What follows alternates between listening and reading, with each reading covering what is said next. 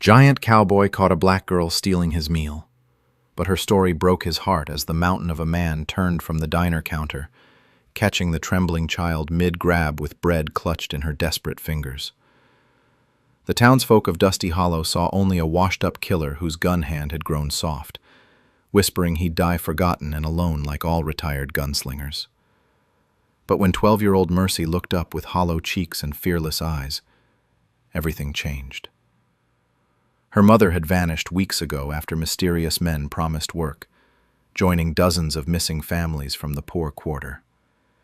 As an unlikely bond forms between the giant cowboy and the starving girl, their search for answers threatens to expose a conspiracy that has been stealing the most vulnerable. Can a reformed gunslinger and a desperate child survive the truth about who's been making entire families disappear? Before we continue, comment where you are tuning in from. Perhaps we will publish a story there. The drought had been merciless to Dusty Hollow. Cracked earth stretched beyond the horizon, while the scorching sun baked everything beneath it. In the town's only diner, conversations died when Jeremiah Kane walked through the door. At 6 feet 8 inches, he cast shadows that seemed to swallow entire tables. His weathered hands bore the calluses of honest ranch work, but everyone remembered what those same hands had done with a gun. The other patrons whispered behind cupped palms about Iron Kane, the gunslinger who had supposedly killed 12 men before his 25th birthday. Jeremiah ordered his usual meal and sat alone at the corner table. The same table he had occupied every day for 3 years. The same table that remained empty even when the diner was packed. He had grown accustomed to the isolation, telling himself it was penance for his violent past. The waitress set down his plate with trembling fingers and hurried away without making eye contact. Jeremiah stared at the simple meal of bread, jerky, and beans. His appetite had faded along with his reputation. He stood to visit the washroom, leaving his untouched food on the table. A flash of movement caught his peripheral vision. A small figure darted from the alley beside the diner, slipping through the door with practiced stealth. The girl moved like a shadow, desperate and quick, gestured to the empty chair across from his table. The girl stared at him with suspicion, clutching the stolen food tighter. He sat down and called to the waitress. The request for a full meal shocked the entire establishment. Murmurs rippled through the crowd as the waitress hesitantly approached their table. The girl remained standing, poised to run at the first sign of danger. Minutes passed in tense silence before the waitress returned with a plate of hot stew, fresh bread, and milk. The girl's eyes widened at the sight of more food than she had seen in weeks. She sat carefully, still ready to bolt. Jeremiah watched her eat with the desperate efficiency of someone who never knew where their next meal would come from. Between hurried bites, she introduced herself as Mercy Washington. Her voice was small but steady, carrying a strength that impressed him. The story came out slowly. Mercy's mother, Ruth, had worked as a seamstress, taking in mending and alterations to keep them fed. 3 weeks ago, 2 well-dressed men had visited their small room behind the general store. They spoke of opportunities up north, good wages, and steady work. Ruth had been hesitant, but desperation made the offer tempting. She had planned to leave Mercy with neighbors while she investigated the work opportunity. Instead, Ruth had vanished that same night. The neighbors claimed they never saw her leave. Her sewing supplies remained untouched. Her few possessions sat exactly where she had left them. Mercy had survived by scavenging scraps and sleeping in doorways. She was too frightened to approach the sheriff, too proud to beg openly. The stolen meal had been her first real food in 4 days. As Mercy spoke, Jeremiah noticed other patrons listening intently. Some faces showed sympathy, but others displayed irritation at his kindness toward the girl. He recognized the dangerous undercurrent of resentment building in the room. Sheriff Blake entered the diner as Mercy finished her story. His sharp eyes took in the scene, and his expression hardened. Blake was a thin man, with a carefully groomed mustache and suspicious nature. He approached their table with measured steps. The sheriff's warning was clear and direct. The doctor mentioned other children in similar conditions. All had parents who had accepted mysterious work opportunities. All had been left to fend for themselves when their guardians never returned. As the sun began to set, Jeremiah faced a decision that would change everything. Mercy had nowhere safe to sleep. The streets of Dusty Hollow were dangerous for a young girl alone. His cabin sat empty except for himself, large enough for 2 people seeking shelter. The offer hung in the air between them. Mercy's eyes showed hope mixed with wariness. She had learned not to trust easily, but starvation was a powerful motivator. The diner erupted when Jeremiah made his decision public. Shocked whispers became angry mutters. A black child and a white ex-gunslinger living under the same roof violated every social convention the town recognized. But for the first time in years, Jeremiah felt something beyond mere survival stirring in his chest. Purpose had found him in the most unexpected form. The cabin stood on the outskirts of Dusty Hollow, surrounded by dried grass and scattered mesquite trees. Jeremiah had built it with his own hands 3 years ago, seeking isolation from a town that feared him. Now it would shelter 2 outcasts instead of 1. Mercy explored the simple structure with careful steps. A main room served as kitchen and living space. A small bedroom held Jeremiah's bed and dresser. He would sleep on the floor by the fireplace, giving her privacy and safety. The first night passed without incident. Mercy slept deeply for the first time in weeks, while Jeremiah lay awake wondering what he had gotten himself into. Morning brought reality crashing down as angry voices gathered outside his door. A crowd of townspeople had assembled, led by Mrs. Fletcher from the boarding house and Tom Morrison from the general store. Their faces showed disgust and outrage at the arrangement.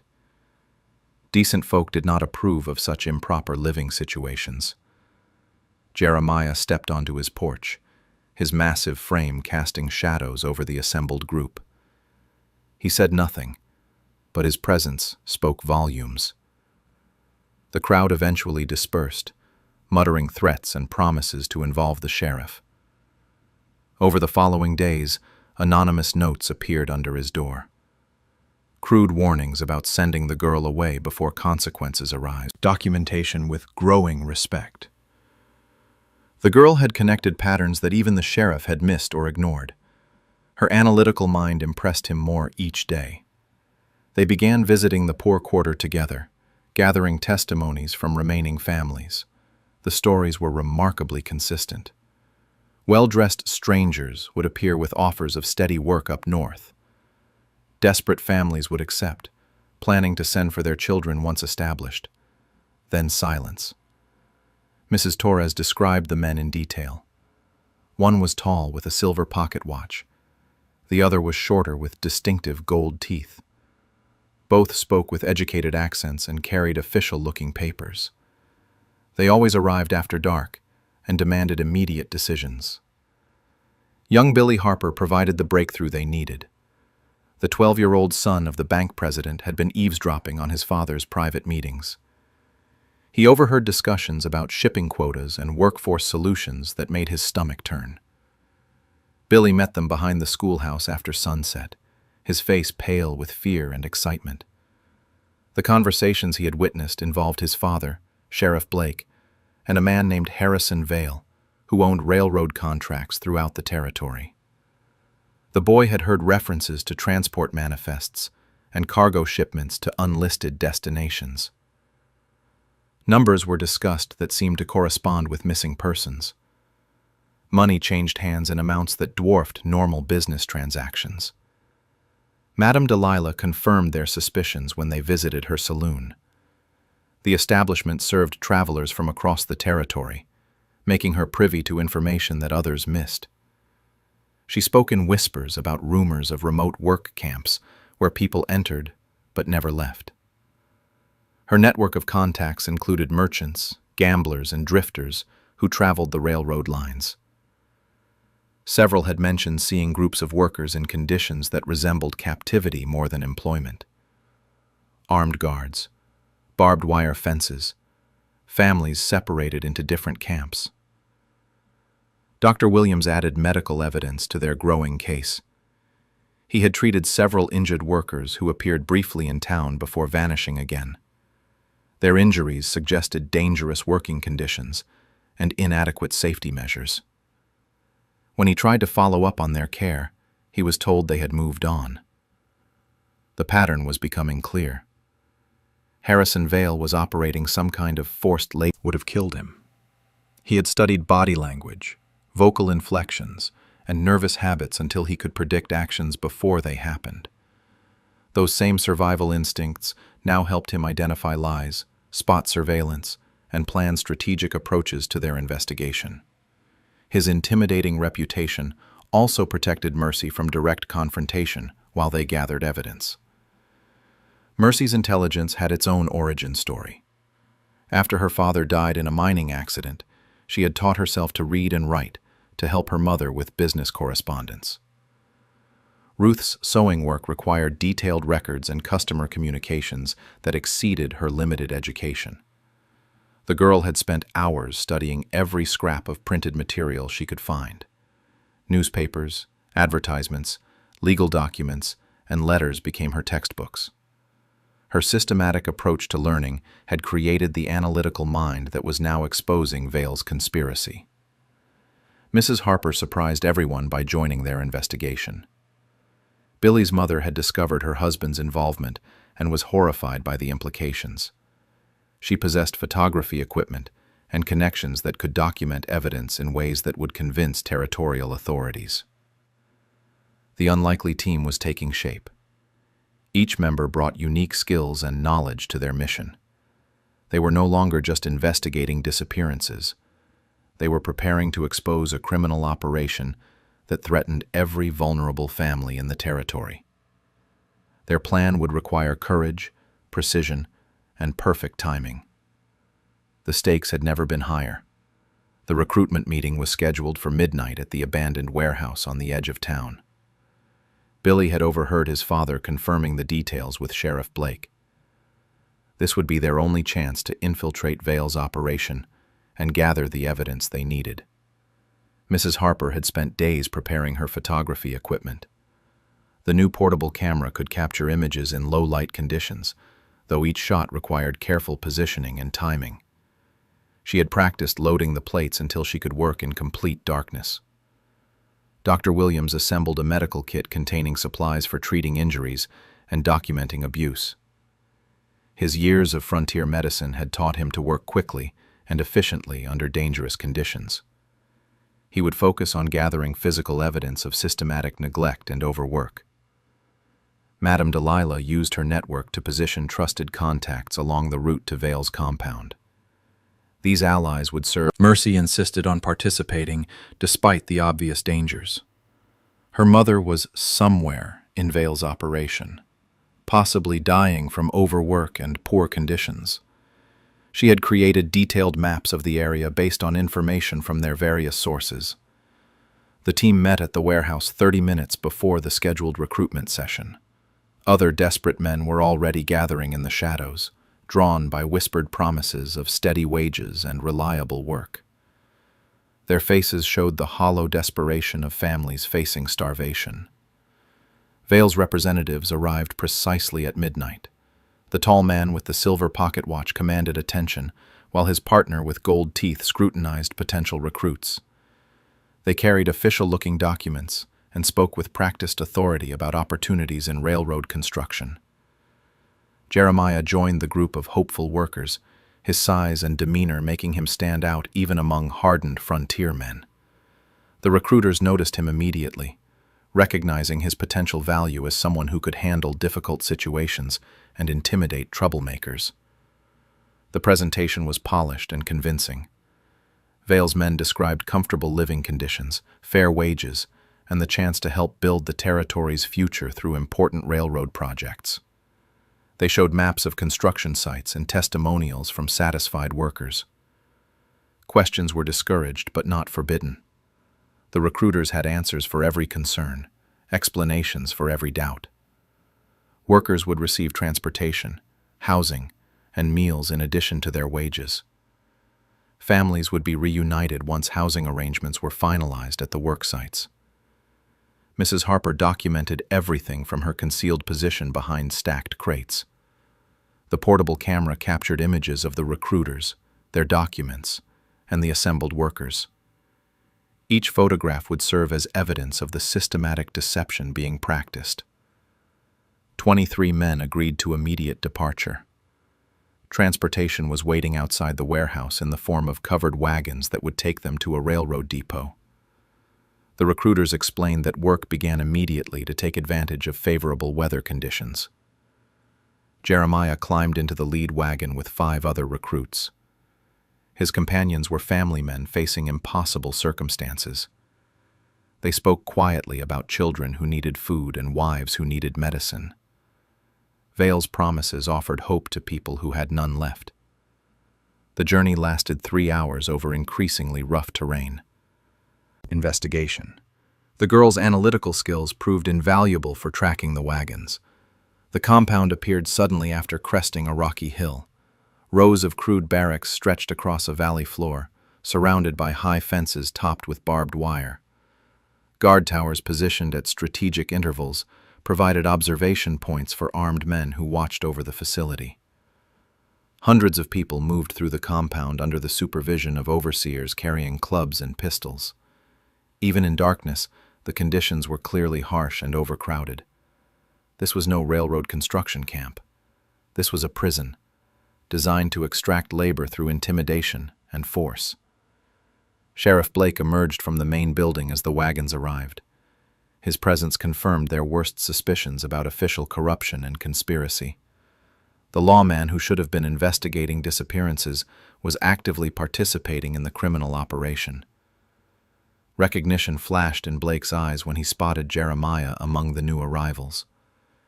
The sheriff's hand moved instinctively toward his weapon as he processed the implications of Iron Cane's presence at the compound. The carefully planned infiltration had become a trap. Blake's shout alerted every guard in the facility. Armed men emerged from barracks and watchtowers, surrounding the new arrivals before they could react. The element of surprise had been lost, but their mission continued. Mrs. Harper captured photographs of the entire scene from her elevated position outside the fence. The images showed clear evidence of the compound's true nature, the presence of Sheriff Blake, and the systematic exploitation of vulnerable workers. Dr. Williams began treating sick and injured workers who had gathered near the fence, documenting medical evidence of abuse while providing desperately needed care. His presence created a distraction that allowed Mercy to search for her mother among the crowds of captive laborers. The girl found Ruth in the women's barracks, barely conscious from exhaustion and malnutrition. Her mother's condition was critical, but she was alive. Mercy's determination to participate in the dangerous mission had been vindicated by this emotional reunion. Vale's true operation was now exposed. Over 100 people were being held against their will, forced to work in dangerous conditions, while their families remained separated and their wages were never paid. The guards surrounded Jeremiah and the other new arrivals, but chaos was already evident in territorial courts. Mrs. Harper positioned herself at multiple vantage points around the compound's perimeter. Her portable camera recorded the layout of buildings, the positions of guard towers, and the faces of overseers who had been terrorizing captive workers. The images would expose the full scope of Vale's criminal operation. Sheriff Blake drew his weapon as he approached Jeremiah, his face twisted with rage and desperation.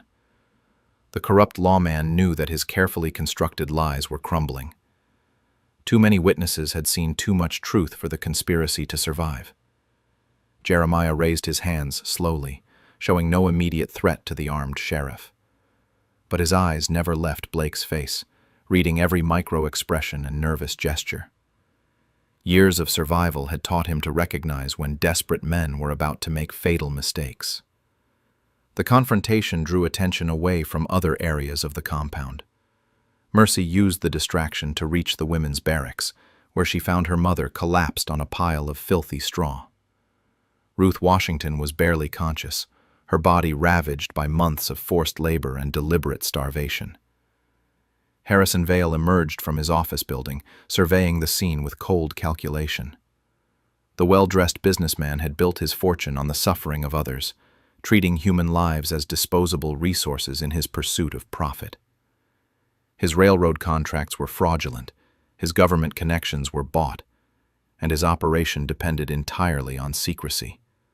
The compound held over 100 captive workers, divided into separate sections based on gender and age. Families had been deliberately separated to prevent organized resistance and ensure compliance through emotional manipulation. Children were kept in a different area, used as leverage to control their parents' behavior. Vale's business model was brutally simple. He secured government contracts for railroad construction using falsified bids and bribed officials. Instead of hiring legitimate workers at fair wages, he kidnapped desperate families and forced them to perform the labor without compensation. The profit margins were enormous. Dr. Williams discovered that many workers were suffering from preventable diseases caused by overcrowding and poor sanitation. Infected wounds had been left untreated. Broken bones had healed improperly. Pregnant women had been forced to work until the moment of labor. The medical evidence painted a picture of systematic document conversations between Vale and his overseers about silencing witnesses and disposing of evidence. Mercy found more than just her mother in the women's barracks. Dozens of other mothers and daughters were confined in conditions that violated every standard of human decency. Some had been prisoners for over a year, their families believing they had died or abandoned them. The children's section revealed the most horrific aspect of Vale's operation. Boys and girls as young as 8 years old were being used as leverage to control their parents' compliance. The threat of harm to these innocents kept desperate fathers and mothers working under impossible conditions. Jeremiah recognized the moment when Blake's desperation overcame his caution. The sheriff's breathing changed. His grip tightened on the weapon, and his eyes showed the focus of a man preparing to kill. 20 years of gunfighting experience had taught Jeremiah to recognize these signs instantly. The draw was faster than Blake had anticipated.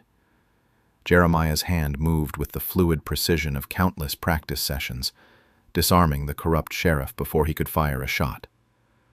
But instead of delivering a killing blow, Jeremiah simply held the weapon pointed safely away from any innocent person. His words carried the weight of hard-earned wisdom. Violence had defined too much of his life already. Today would be different. Today he would solve problems through truth rather than bullets. The evidence they had gathered would serve justice better than gunplay ever could. Vale attempted to escape during the confrontation, but Madame Delilah's network had anticipated this possibility. Territorial marshals were waiting at every possible exit route from the valley. Her connections included former lawmen who understood the importance of capturing corrupt officials alive to face proper justice. The compound's other overseers found themselves facing organized resistance for the first time. Workers who had been terrorized into submission suddenly realized their captors were outnumbered and outmaneuvered. The balance of power shifted dramatically in moments. Mrs. Harper's photographs and Dr. Williams's medical documentation created an undeniable record of systematic abuse and corruption. Billy Harper's testimony about his father's involvement would implicate even more conspirators. The evidence was overwhelming and irrefutable. Word spread quickly through territorial communication. Victory was personal. Mercy held her mother's hand as Dr. Williams provided urgent medical care. Their family would heal together. The journey back to Dusty Hollow took 3 days, with wagons full of rescued families. Dr. Williams worked tirelessly to treat the most critically ill patients, setting up makeshift medical stations at every rest stop. Ruth Washington remained unconscious for most of the trip, her body slowly responding to proper food and clean water. Territorial marshals escorted Harrison Vale and Sheriff Blake in chains, along with 12 other conspirators who had been captured at the compound. The evidence against them was overwhelming. Mrs. Harper's photographs had documented every aspect of the criminal operation, creating a visual record that no jury could dispute. Word of the rescue spread faster than their wagon train could travel. Riders carried news to surrounding towns, and telegraph operators transmitted reports to territorial newspapers. The story of the giant cowboy and the brave girl who exposed the conspiracy captured public imagination across the frontier. Dusty Hollow transformed during their absence.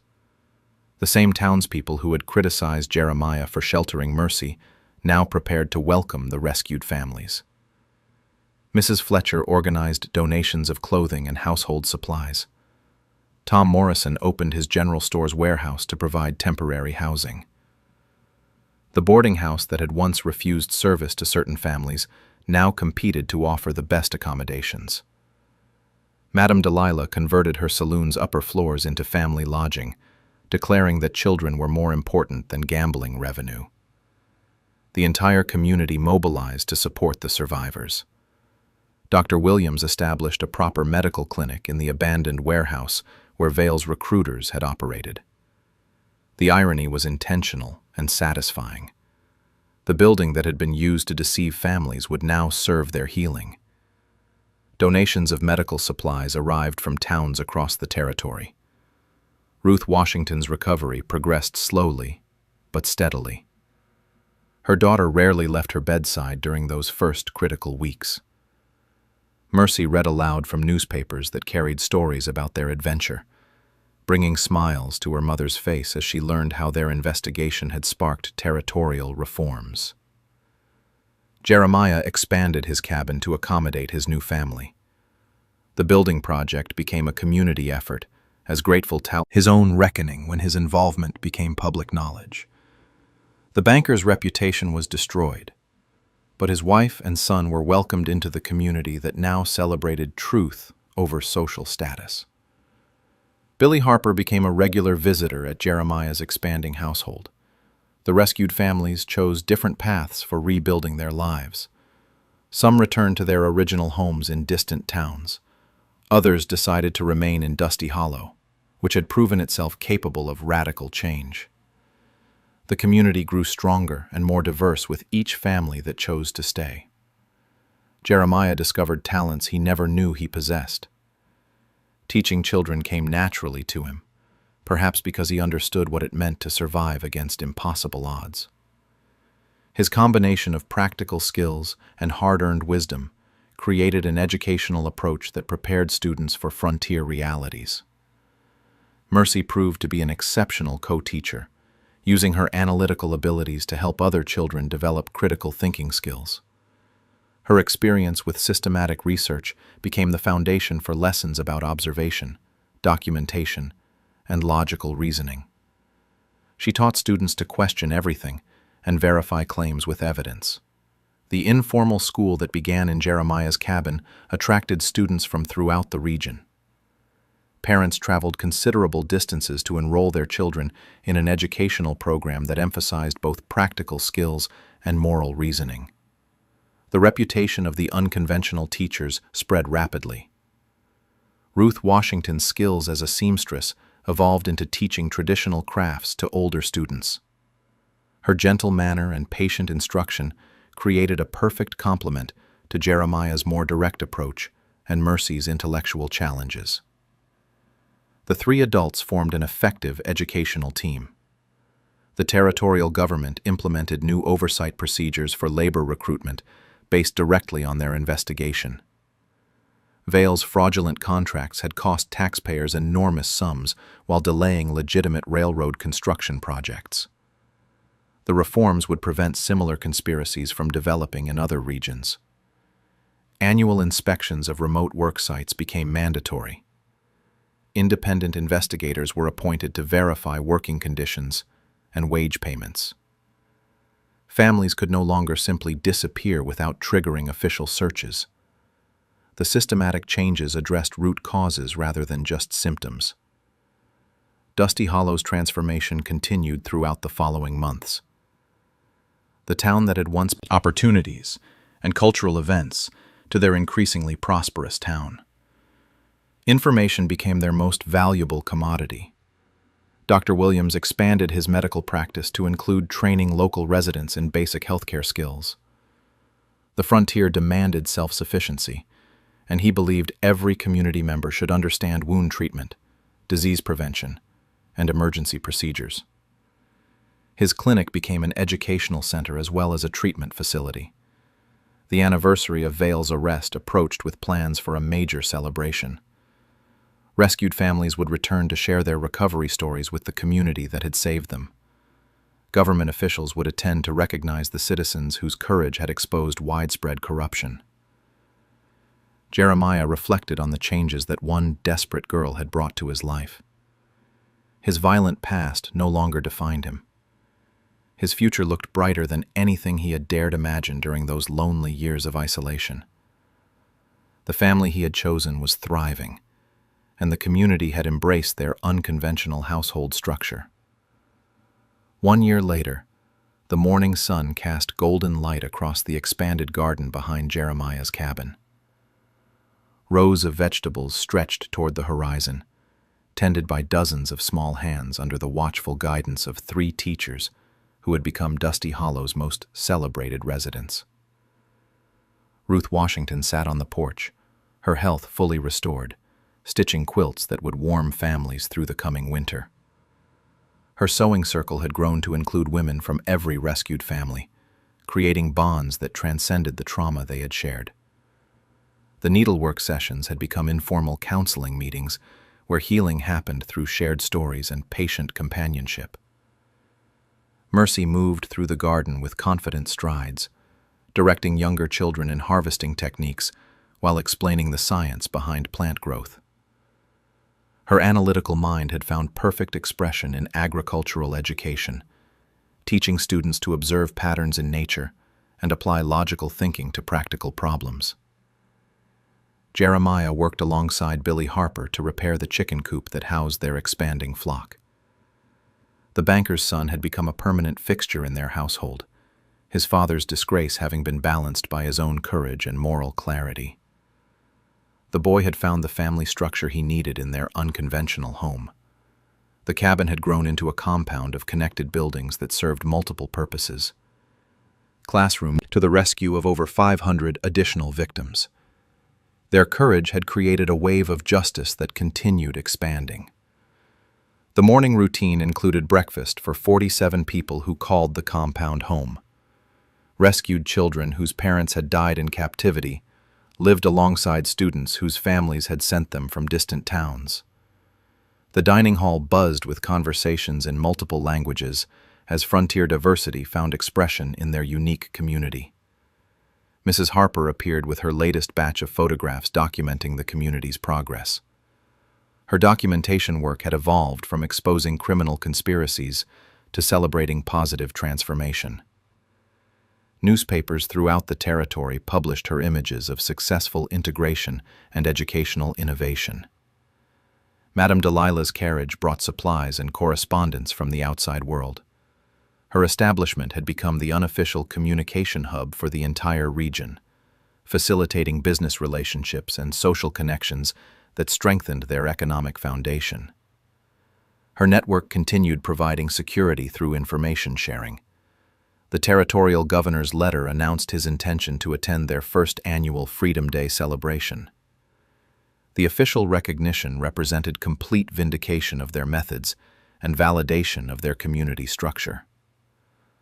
Government approval would protect them from future interference by those who questioned their unconventional arrangements. Preparation for the celebration had consumed weeks of planning and coordination. Rescued families were traveling from across the territory to participate in commemorating their liberation and honoring the people who had risked everything to expose the truth. The reunion would demonstrate the lasting impact of their courage. Former captives had rebuilt their lives in remarkable ways. Some had established successful businesses in their new communities. Others had become advocates for labor protection laws. Many had named their newborn children after the heroes who had saved them. The ripple effects of their rescue continued generating positive change. The afternoon brought visitors from the territorial capital who wanted to study their educational methods. Traditional schools struggled with frontier realities, while their informal approach prepared students for practical challenges. Educational reformers sought to understand how three unlikely teachers had achieved such impressive results. Mercy demonstrated her teaching techniques by guiding a group of 8-year-olds through an investigation of insect behavior, cooking alongside modern techniques for small business management. Graduates left with practical abilities that guaranteed employment opportunities. Jeremiah's workshops focused on character development through practical problem solving. His lessons emphasized moral reasoning, conflict resolution, and community responsibility. Students learned that true strength came from protecting others rather than dominating them. The evening meal brought together 3 generations around tables that reflected the territory's ethnic diversity. Former slaves worked alongside European immigrants, Mexican vaqueros, and Native American children whose families had joined their community. The dinner conversations bridged cultural differences through shared values. Billy Harper led the younger children in evening songs while adults discussed plans for expanding their educational programs. Requests for teachers had arrived from towns throughout the territory, but they preferred to train local residents rather than export their methods. Sustainable change required community investment. The sunset painted the sky in shades of gold and crimson as families gathered on the porch for evening storytelling. Ruth shared tales from her childhood, while Jeremiah recounted adventures from his reformed perspective. Mercy read from letters sent by former students who had established their own schools in distant communities. The transformation was complete but never-ending. Jeremiah had evolved from feared gunslinger to beloved patriarch. Mercy had grown from desperate orphan to confident educator. Ruth had recovered from victim to community pillar. Their chosen family had become the foundation for positive change. Dusty Hollow prospered as word spread about their commitment to justice and inclusion. Business investments flowed toward a community known for integrity. Families relocated to raise children in an environment that celebrated diversity. The town's reputation attracted honest people, while deterring those with questionable intentions. The final moment of the day belonged to quiet reflection, as 3 people who had found each other through desperate circumstances contemplated their shared future. Their bond had survived public scrutiny, criminal conspiracy, and social upheaval to create something beautiful and lasting. Tomorrow would bring new challenges and opportunities to serve others who needed hope.